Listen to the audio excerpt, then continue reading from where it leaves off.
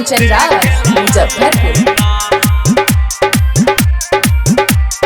Recording studio Mandvi music world. Sitakund से विष्णु पद तक बलरा बड़े मानु के देख लाई है ना। सीताकुंड से विष्णु पद तक बलरा बड़े मानु के देख लाई है ना। कि गया वाला रा बड़े मानु के देख लाई है ना। कि गया वाला रा बड़े मानु के देख लाई है ना। कि गया वाला रा बड़े मानु के देख लाई है ना। गया वाला रा बड़े मानु के देख लाई है ना।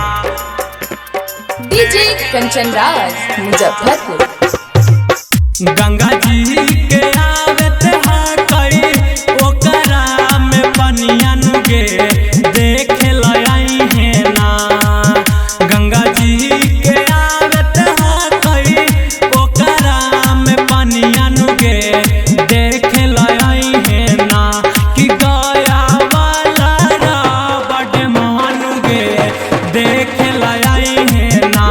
कि गया वाला रा बड़े मानु के देख लाई है ना।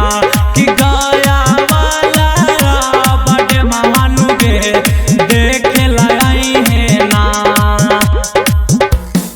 गया वाला रा बड़े मानु के देख लाई है ना। डीजे कंचन राज मुजफ्फरपुर। दीपक गीला वाला